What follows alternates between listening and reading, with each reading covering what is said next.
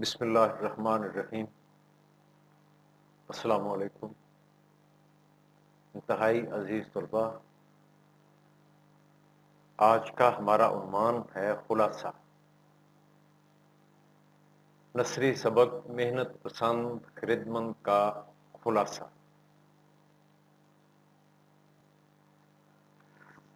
عزیز طلباء، دنیا ہر طرح کی برائی سے پاک تھی۔ سب لوگ خوشی اور عیش و عشرت سے زندگی بسر کرتے تھے۔ ملک خوشحال تھا اور ایک نیک سیرت خسرو آرام نامی بادشاہ حکومت کرتا تھا۔ وہ عوام سے کوئی ٹیکس نہ لیتا تھا۔ زمین پر بے شمار نعمتیں موجود تھیں اور ہر کوئی ان سے بلا تخصیص فائدہ اٹھاتا تھا۔ ہر وقت سہانا سما رہتا تھا۔ گرمی سردی کا کسی کو کوئی خوف نہ تھا۔ چشموں کا پانی شربت سے زیادہ میٹھا اور دودھ سے زیادہ طاقت بخش ہوتا تھا۔ ہر طرف ٹھنڈی ہوائیں چلتیں اور پرندے چہچہاتے۔ لوگ پھل کھا کر درختوں کے سائے میں آرام کر لیتے تھے۔ کسی کو کوئی دکھ نہ تھا۔ سب فراغت اور خوشحالی کی زندگی بسر کرتے تھے۔ اچانک لوگوں کی نیتیں بدلنے لگیں۔ اب ہر کوئی عیش و آرام کو صرف اپنے لیے پسند کرتا تھا۔ اسی لیے باغ عالم میں دھوکہ دہی نے جگہ بنا لی۔ ہر کسی کی یہ خواہش تھی کہ میں ساری چیزیں دوسروں سے چھین لوں۔ پھر اس باغ عالم میں دھوکے اور سینہ زوری کے شیاطین نے اپنی چال بازیاں دکھائیں اور لوٹ مار کا بازار گرم کر دیا۔ آہستہ آہستہ تکبر جیسی برائی بھی آ گئی۔ غرور و تکبر نے لوگوں پر بہت برے اثرات مرتب کیے۔ پہلے لوگ ہر چیز کے حاصل ہونے کو امیری سمجھتے تھے، لیکن اب بغض کینہ جیسی بیماریوں میں مبتلا ہو کر دوسروں کو اپنے سے نیچا دیکھنا پسند کرتے اور اس طرح خود کو امیر تصور کرتے۔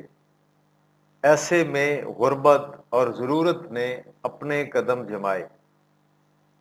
ہر کوئی خود کو ضرورت مند ظاہر کرنے پر ناز کرتا۔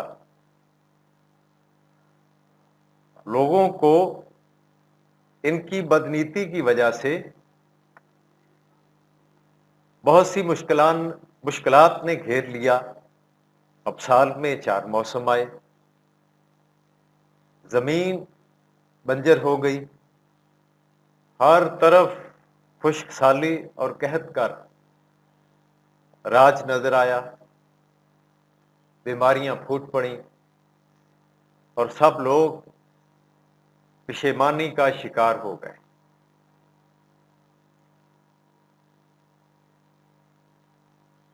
سب لوگ مل کر تدبیر اور تجربہ کی خدمت میں حاضر ہوئے اور بھوک و افلاس سے نجات کی درخواست کی۔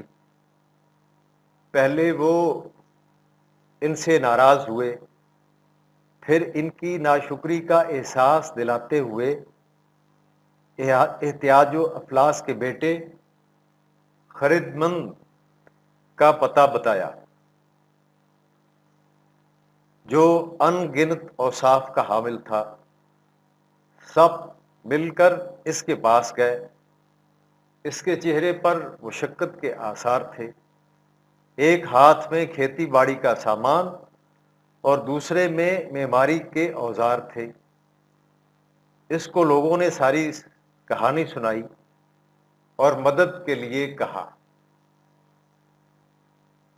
وہ ان سب کو دیکھ کر ہنسا اور کہا، آؤ عیش و آرام کے بندو، اب تم میری باتوں پر عمل کر کے ہی اس دنیا کو تسخیر کر سکو گے۔ اس لیے میری نصیحتوں پر عمل کرو۔ لوگ بھی سمجھ گئے کہ محنت پسند خدمت ان کی بہتری چاہتا ہے، وہ اس کے پاؤں پڑ گئے۔ ہمت و تحمل بھی پاس کھڑے تھے، وہ انہیں لے کر جنگلوں میں گئے۔ لوگوں نے پہاڑ کھودے، جنگل کاٹے، زمین کے سینے سے معدنیات نکالیں، دریاؤں کا رخ بدلا، تالابوں سے پانی نکالا، زمین پر شہر، گاؤں اور قصبے وجود میں آئے، زمین سونا اگلنے لگی، اونچی عمارتیں بن گئیں، ہر طرف رونق نظر آنے لگی۔ غرض محنت، کوشش اور تحمل نے ان کی تقدیر بدل دی۔ محنت پسند خدمت نے اطاعت گزار عوام کی بدولت یہ کامیابیاں حاصل کریں۔ خدمت نے سلطان محنت پسند کا لقب اختیار کیا اور اپنی حکومت قائم کی۔ تو عزیز طلبہ، اس کی مشق کرتے رہیں۔ اللہ ہمارا حامی و ناصر ہو۔ اللہ حافظ۔